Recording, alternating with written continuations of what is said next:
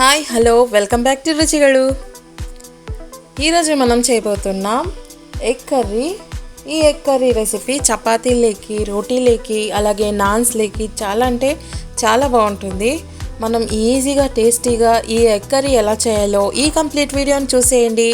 అలాగే మీకు నచ్చినట్టయితే ఈ వీడియోని మీరు లైక్ చేయండి, షేర్ చేయండి, అలాగే కమెంట్ చేయండి.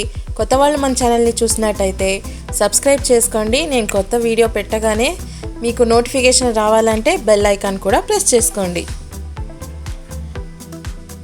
ఈ ఎగ్ కర్రీకి కావాల్సిన పదార్థాలు అయితే ఇప్పుడు చూసేద్దాం. ముందుగా బాయిల్డ్ ఎగ్స్ తీసుకున్నా, ఎగ్ తీసుకొని ఉడికి పెట్టుకున్నా. అలాగే 2 మీడియం సైజ్ ఉల్లిపాయలు సన్నగా తరిగి పెట్టుకున్నా. టమాటో ముక్కలు, ఒక 2 టమాటాలు సన్నగా తరిగి పెట్టుకున్నా. అలాగే జీడిపప్పు మనకి టేస్ట్కి తగినంత వాడుకోవచ్చు. అలాగే కసూరి మేతి,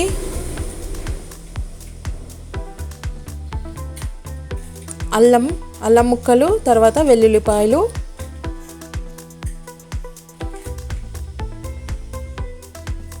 ఎప్పుడు వెల్లుల్లిపాయలు ఎక్కువ ఉండాలి. వెల్లుల్లిపాయలకి సగంగా అల్లం ముక్కలు ఉండాలి. నేను ఎప్పుడు అలాగే తీసుకుంటా, ఈక్వల్గా అయితే తీసుకోను. అలాగే ఇక్కడ ఎండుమిరపకాయలు, ఇవి కారం ఎండుమిరపకాయలు, అందుకే ఒక 4 తీసుకున్నా.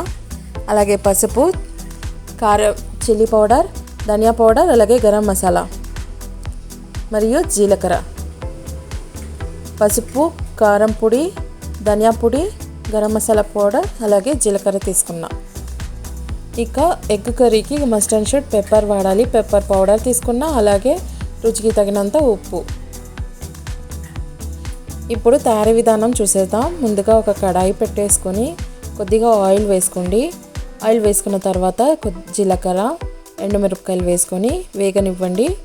తర్వాత అల్లం ముక్కలు, వెల్లుల్లిపాయలు వేసుకొని ఆయిల్లో వేగనివ్వండి.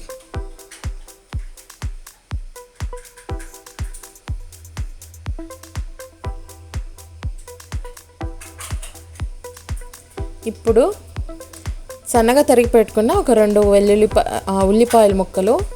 ఉల్లిపాయ ముక్కలు వేసుకొని ఆయిల్లో వేగనివ్వాలి. ఉల్లిపాయలు కొద్దిగా వేగితే సరిపోతుంది. ఆయిల్లో బాగా ఫ్రై అవ్వాలి. మరీ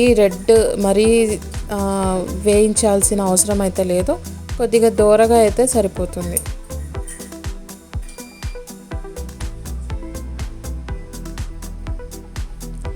ఇక్కడ నేను సాల్ట్ వేసుకుంటున్నా, అంటే కొద్దిగా ఉప్పు వేసుకుంటున్నా. తొందరగా ఉల్లిపాయలు వేగాలంటే మనం సాల్ట్ వేసుకుంటే తొందరగా వేగిపోతాయి అన్నమాట.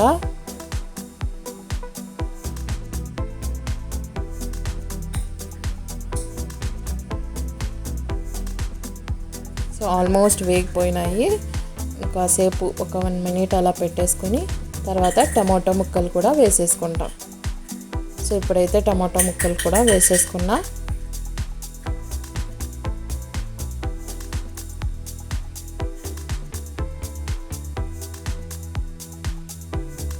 ఫైనల్గా టమాటా ముక్కలు కూడా ఉడికిన తర్వాత మనం జీడిపప్పు వేసుకొని ఒక 1 మినిట్ అలా ఫ్రై చేసుకొని, జీడిపప్పు కూడాను ఆయిల్లో అట్లా ఫ్రై చేసుకొని తర్వాత స్టవ్ ఆఫ్ చేసి కొంచెం చల్లారాక, ఈ మిశ్రమం అంతా చల్లారాక మనము మిక్సీలో కానీ లేదా బ్లెండర్లో కానీ స్మూత్ పేస్ట్ లాగా తయారు చేసి పెట్టుకోవాలి. ఇది మసాలా పేస్ట్.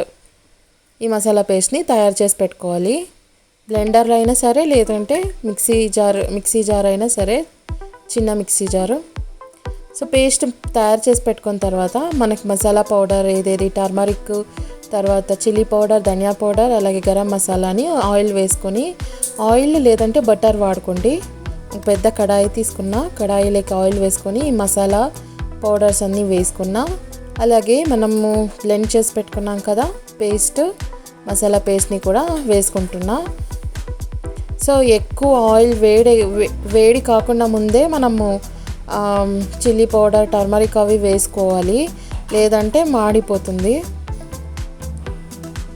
ఎక్కువ ఆయిల్ ఎక్కకుండా ముందే వేసుకోవాలి. అలాగే ఇప్పుడు కొద్దిగా వాటర్ అలా మిక్స్ చేసుకుంటున్నా. అంటే మన కన్సిస్టెన్సీ, మనకి కర్రీ ఎలా కావాలి అని, చాలా గట్టిగా కావాలా లేదా థిక్గా ఇష్టపడే వాళ్ళు వాటర్ అయితే అవాయిడ్ చేయండి. సో నేనైతే కొద్దిగా యాడ్ చేసుకొని ఒక 5-10 మినిట్స్ అలా సిమ్లో పెట్టుకున్నా. సో కర్రీ మొత్తం సిమ్లోనే పెట్టుకొని చేసుకోవాలి. ఇప్పుడు కసూరి మేతి వేసుకున్నా. అలాగే ఇప్పుడు రుచికి తగినంత ఉప్పు కూడా వేసేసుకుంటున్నా. బటర్ వేసుకుంటే చాలా టేస్టీగా ఉంటుంది. బటర్ లేదా గీ కూడా వేసుకోవచ్చు. నేనైతే ఆయిల్ వాడా. సో ఇప్పుడు పెప్పర్ పౌడర్ కూడా వాడాను.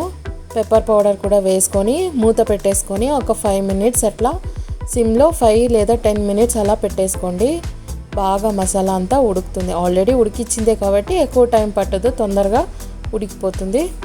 సో ఫైనల్గా అయితే ఎగ్స్ అయితే నేను 2 పీసెస్ కట్ చేసి పెట్టుకున్నా. ఇది చపాతీలే కాబట్టి ఎగ్ ఇలా కట్ చేసి పెట్టుకోవాలి. సో మనం రైస్లో తినేటప్పుడు ఎగ్ వేరేలాగా అంటే ఫుల్ ఎగ్ వేసుకుంటాము. అంటే చపాతీ లేకైతే ఇలా హాఫ్ కట్ చేసి పెట్టుకుంటే చాలా బాగుంటుందండి.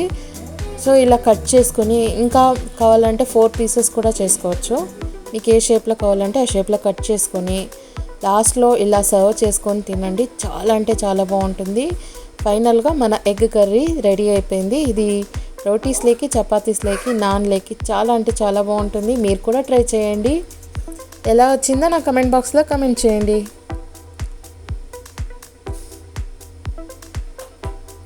Thank you for watching.